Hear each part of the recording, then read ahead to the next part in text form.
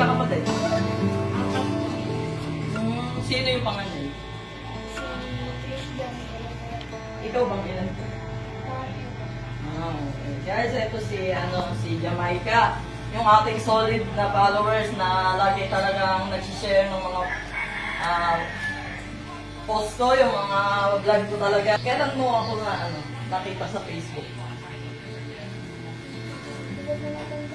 Ay, pero lagi kang nag-ano talaga, nagsishare at nag-ano. Thank you very much. Tapos may dala po siyang pako para sa akin. Pako, salamat sa iyo. Ayan, parang lang natin siya. Saan nag-aaral? Ang yun. Nagtitinda ka talaga dun sa Tibag? Kayong dalawang magkapatid. Nakakapagkano naman kayo maghapon? Sa tito po natin yun, hindi po sinasabi. Magkano yung binibigay sa inyo? 30 pesos sa maghapon na nagtitinda kayo?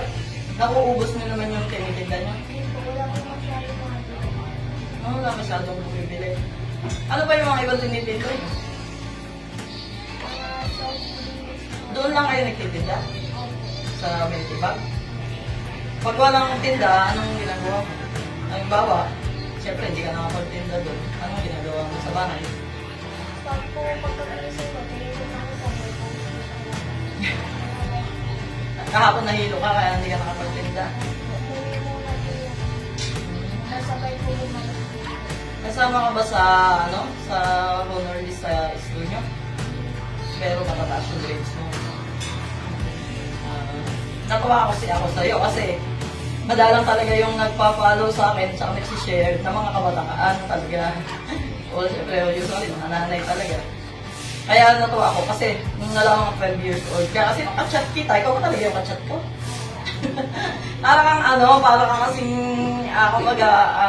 parang yung may edad na mag-chat, parang yung hindi bata na kasi syempre may pamangkin din ako na halos kasi laki mo pero mas matanda ka. Kaya lang, hindi ganun mag-chat. Kaya natuwa ako kasi ngayon ako nagkaroon ng followers na gano'n. So matagal na talaga ako nag-vlog. Kaya lang, nawala yung isang account ko. Ewan ko kung napapanood yung ibang vlog na.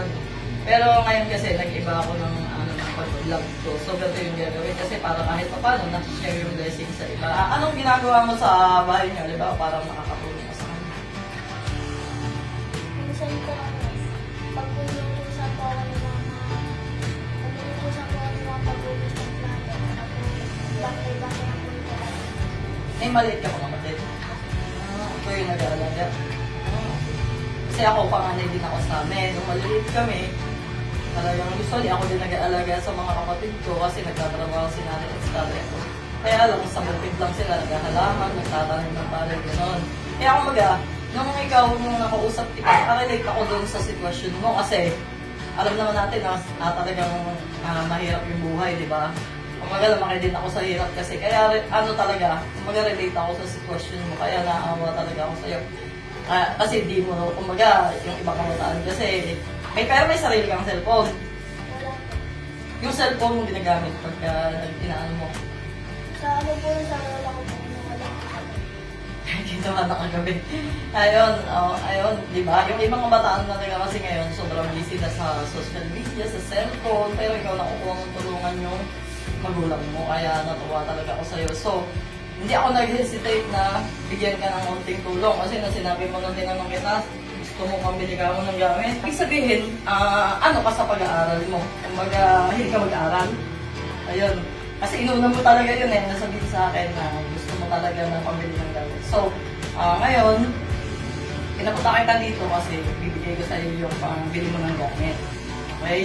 Pero gusto ko, talaga na ito mapupunta sa pambili mo ng gamit, yung ibibigay ko sa'yo.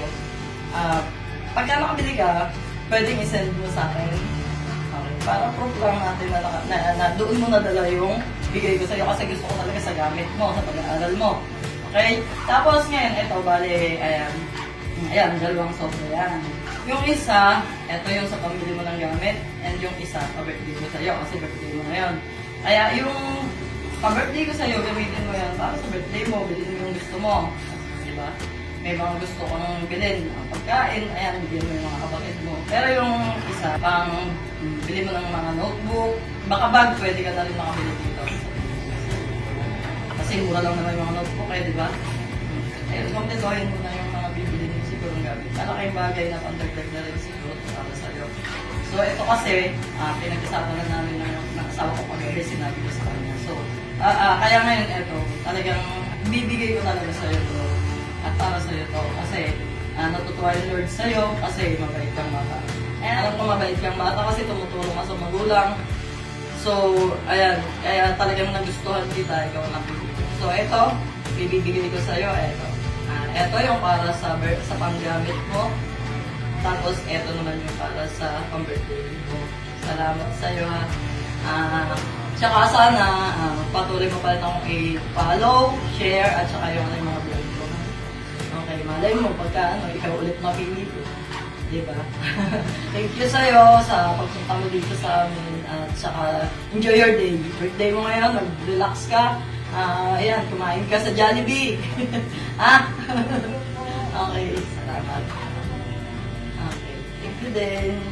At sana patuloy kang i-bless ng Lord kasi alam ng Lord na yung puso mo para sa parents mo. Kasi, ang mapapayo ko lang sa'yo, kahit anong pang mga lagi mong isipin yung matulungan yung magulang.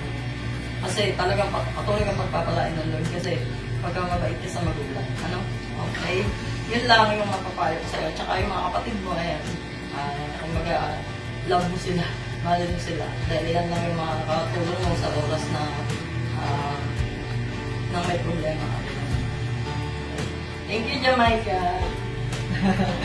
Thank you sa'yo. Sa inyo.